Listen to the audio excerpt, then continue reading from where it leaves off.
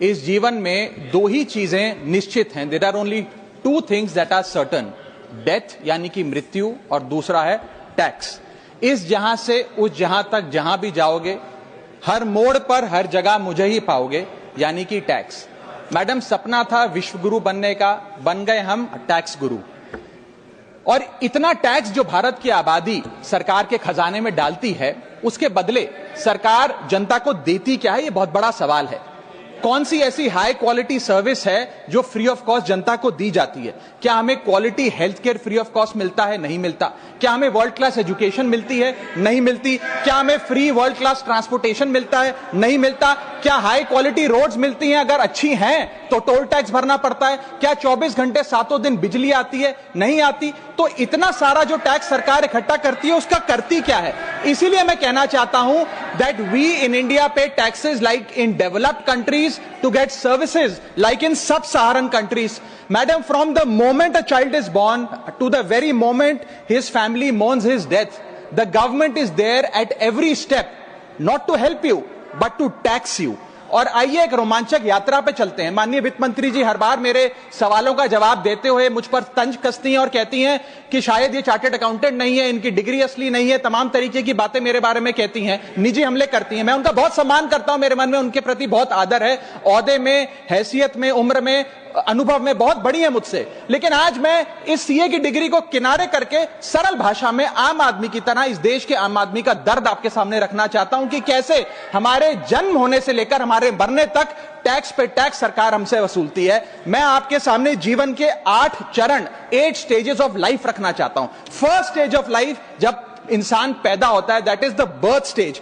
बच्चे के पैदा होने से पहले, उसकी आंखें खुलने से पहले जो उसको वैक्सीन लगती है, उस पर 5% जीएसटी लगता है। जिस अस्पताल में बच्चा पैदा होता है, उस हॉस्पिटल के कमरे के चार्जेस पर अगर 5,000 रुपए से ज्यादा का कमरा हो तो 5% जीएसटी लगता है। बेबी केयर के आइटम्स पे 5% जीएसटी लगता है। और अगर उसके माता पिता बच्चे के पैदा होने पर मिठाई बांटे तो मिठाई पर 5% और चॉकलेट पर 18%, 28% जीएसटी लगता है।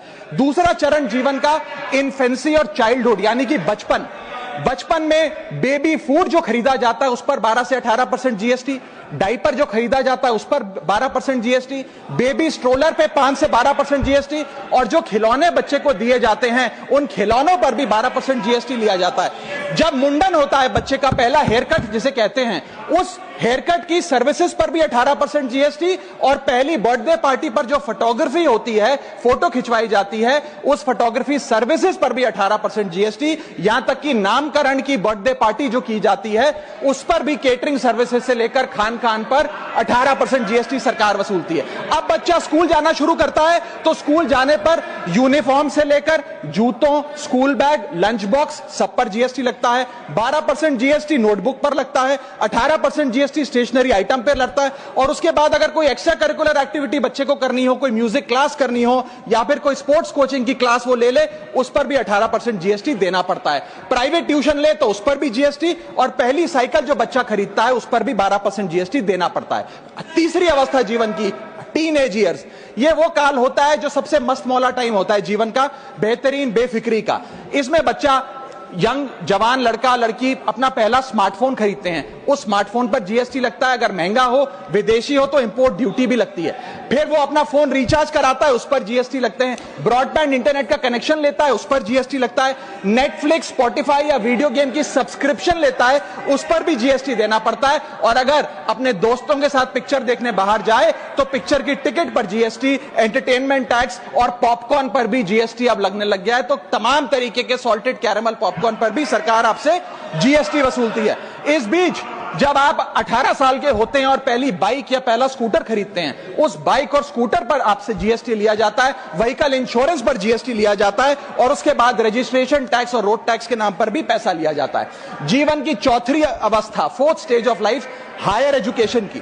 इस हायर एजुकेशन की अवस्था में आप यदि प्राइवेट कॉलेज में पढ़ रहे हैं तो प्राइवेट कॉलेज की ट्यूशन फी पर जीएसटी लगता है। हॉस्टल में रह रहे हैं या पीजी का रेंट भर रहे हैं तो उस पर जीएसटी लगता है। स्टूडेंट लोन की प्रोसेसिंग फी पर जीएसटी लगता है। किताबों से लेकर लैपटॉप तक जीएसटी लगता है। और अगर माता पिता संपन्न हैं और बच्चे को विदेश भेजते हैं पढ़ने के लिए तो फॉरेन रेमिटेंस पर टैक्स कलेक्टेड एट सोर्स सरकार लागू करती है।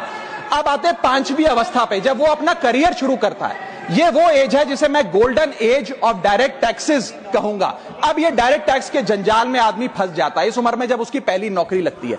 तो नौकरी में आमदनी अनुसार उसके स्लैब रेट के हिसाब से उस पर टीडीएस पहले काटा जाता है, मानो जेब काटी जा रही हो, और फिर इनकम टैक्स वसूला जाता है। जब पहली बार उसको पगार मिलती है, वेतन मिलता है, वो माता पिता या दोस्तों को बाहर खाने पे ले जाता है, पिक्चर दिखाने ले जाता है, उस खाने के बिल पर भी सरकार जीएसटी वसूलती है। और जैसे जैसे उसकी सैलरी बढ़ती है वैसे वैसे स्लैब अनुसार उससे इनकम टैक्स वसूला जाता है। इसके बाद आज वर्क फ्रॉम होम का कल्चर चल रहा है, तो वर्क फ्रॉम होम में इंटरनेट बिल्स हो, ब्रीफकेस हो, लैपटॉप हो, इन सारी चीजों की खरीद पर सरकार जीएसटी लेती है। और अगर आप ये पैसा निवेश करें, इस निवेश करने पर आप कोई भी फाइनेंशियल इंस्ट्रूमेंट खरीदें तो सिक्योरिटी ट्रांजैक्शन टैक्स के नाम पर, मैडम मेरा समय जा रहा है, कोई फाइनेंशियल इंस्ट्रूमेंट खरीदे तो फाइनेंशियल इंस्ट्रूमेंट की खरीद पर सिक्योरिटी ट्रांजैक्शन टैक्स, उसकी ब्रोकरेज पर जीएसटी और फाइनेंशियल एडवाइजरी पर जीएसटी, और जब आप ये फाइनेंशियल इंस्ट्रूमेंट बेचते हैं तो उसके मुनाफे पर सरकार आपसे कैपिटल गेन टैक्स वसूलती है। यहां तक कि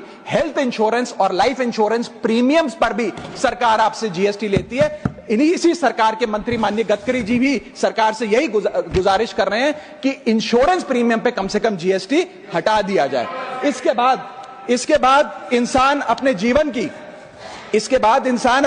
की छठी अवस्था में आता है, यानी कि मिडिल एज। इसमें उसकी आमदनी भी पीक पर होती है और उसका टैक्सेशन भी पीक पर होता है, अप्रेजल होता है, प्रमोशन होता है, बोनस मिलता है, और हाई टैक्स स्लैब के चलते वो अपनी कमाई का एक अधिकांश हिस्सा इनकम टैक्स में सरकार को जमा कराता है।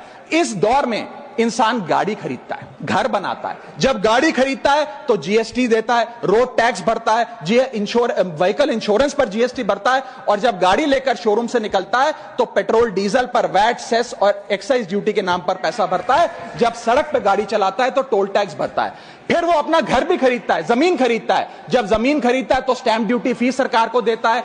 जब कंस्ट्रक्शन मटेरियल खरीदता है घर बनाने के लिए तो कंस्ट्रक्शन मटेरियल पे, चाहे वो सीमेंट हो, मार्बल हो, स्टील हो, उस पर जीएसटी देता है। उसके बाद जब कंस्ट्रक्शन सर्विसेज लेता है किसी बिल्डर से, ठेकेदार से, कॉन्ट्रैक्टर से, तो उस कंस्ट्रक्शन सेवाओं पर भी जीएसटी सरकार आपसे वसूलती है। और जब घर बन जाए तो एनुअल प्रॉपर्टी टैक्स और हाउस टैक्स के नाम पे आपसे पैसा लिया जाता है। और जब आपको पैसे की आवश्यकता पड़े और आप ये घर बेच दें तो कैपिटल गेन्स पर भी सरकार आपसे उस मुनाफे पे टैक्स वसूलती है।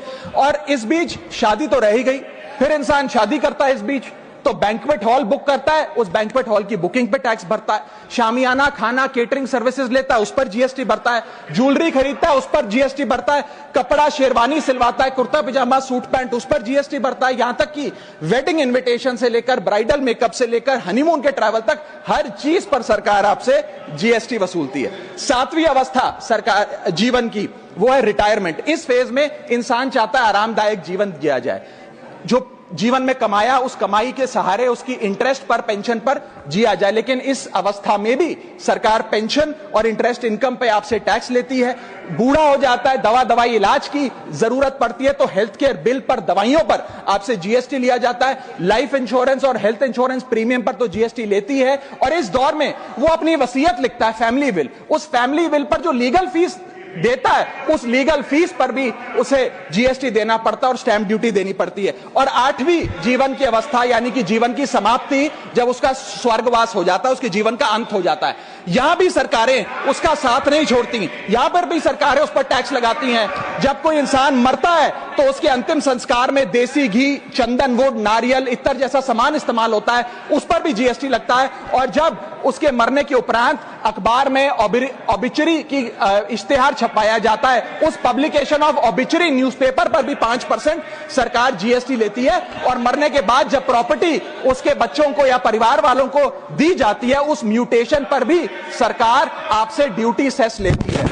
यह है life cycle of taxation model. लेकिन मैडम, सबसे जरूरी बात यह है कि इतना टैक्स देने के बाद सरकारें हमें देती क्या है? मैं जानता हूं कि टैक्स सरकार के लिए जरूरी है, इस सरकार के लिए नहीं, जितनी सरकारें इस देश में रही सबने टैक्स लगाकर जनता से पैसा लिया। टैक्सेस वास्तव में जरूरी हैं, लेकिन सवाल यह है कि क्या ये टैक्सेस हमारी इकोनॉमी को बढ़ा रहे हैं या हमारी इकोनॉमी को खा रहे हैं? क्या इससे हमारी जिंदगी बेहतर हो रही है या हमारी जिंदगी बदतर हो रही है? इतने टैक्स लगाने की वजह से आज हमारी आमदनी घट रही है, इस वजह से खपत गिर रही है, कंजम्पशन गिर रही है, डिमांड नहीं बढ़ रही है और प्रोडक्शन गिर रही है। इस वजह से पूरा इकोनॉमिक साइकिल जो हमारा इकोनॉमी का चक्का है वो धीमा हो गया है। मैडम, इस देश में, बस समाप्त कर रहा हूं, इस देश में मैं मेरी पार्टी के टाइम से आप ले लीजिएगा, मेरी पार्टी के टाइम से ले लीजिएगा। मैडम, इस देश में 80 करोड़ जनता 5 किलो फ्री राशन के सहारे जी रही है। आपको जान के अचंभा होगा, इस 80 करोड़ जनता से भी ये सारा जीएसटी लिया जाता है, दिन प्रतिदिन लिया जाता है, जो आज मैंने पढ़ के सुनाया। सिर्फ अमीर नहीं,